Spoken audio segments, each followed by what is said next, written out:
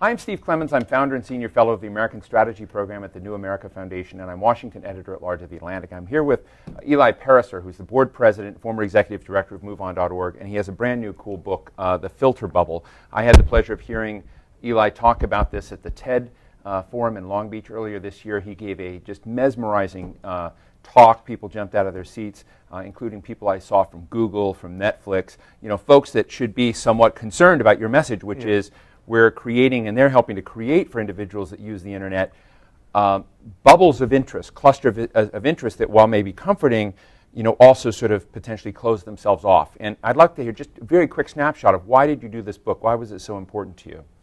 Well, because I grew up really hoping that the internet was going to be this thing that actually connected everyone together, and it seems like it's You grew up in Maine? I grew up in Maine. Small little town? Tiny town. And you want to be connected. And I wanted to get out of it. I wanted to see the rest of the world.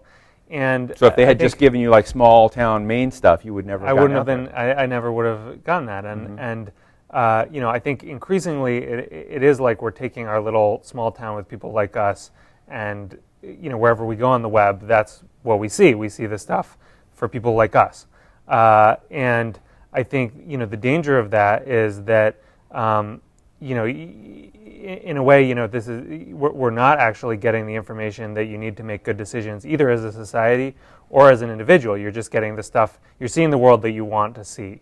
Right. So if I had two computers living side by side, maybe different ISPs, and I, donated money to MoveOn.org, and I, liked President Obama, and I read, Daily Kos or something, and then on the other blog I read Powerline and, loved Matt Drudge, and, was on Fox News every day, and maybe went out and contributed to the John Birch Society or something like that. I would get different worlds when I, say, searched on President Obama, right? That's right. Is that what you're saying? On my blog, I have, we did this test, and oh, really? With Obama, actually, and one person gets an MSNBC article that's favorable about Obama, and another person gets a Fox News article that's unfavorable. Now, it's not as simple as Google just saying, is this a liberal or is this a conservative? They're collecting a tremendous amount of data, and as smart as the algorithm is, kind of fundamentally, it's just looking for associations between the data. People who click this often click that. People who search for this often search for that.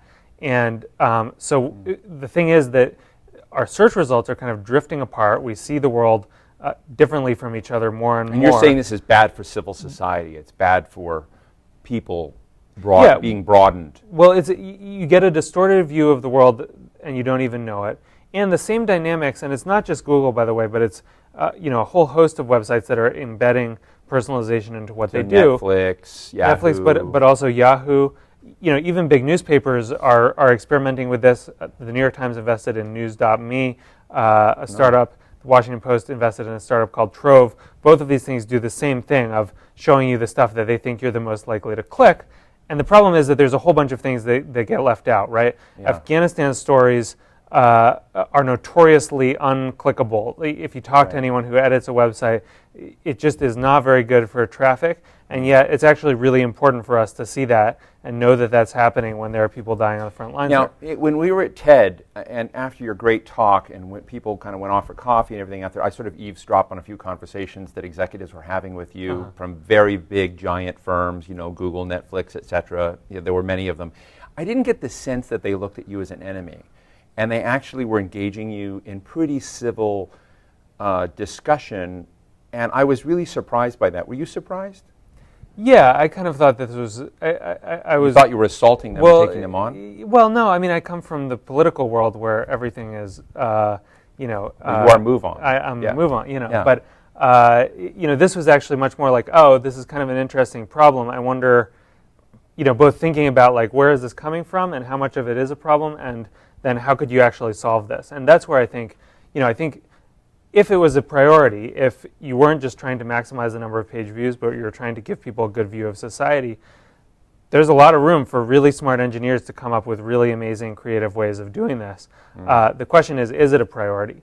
And sometimes I get into these conversations with engineers who say, people don't demand this. And I say, well, how do you demand changes to a product that you don't know exists?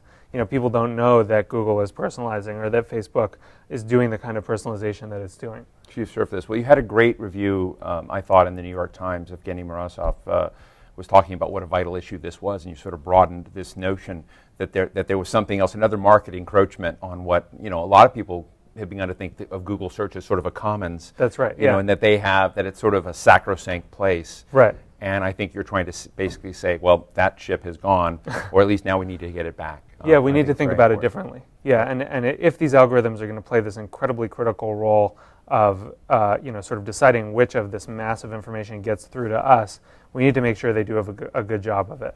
Well, thanks very much for spending a few minutes with us. Highly recommend The Filtered Bubble. Eli Pariser, go on Amazon and get it. Take a look at it. I'm halfway through the book. I can't wait to get to the end. So, Eli, Great. Thank you very much. Thank you.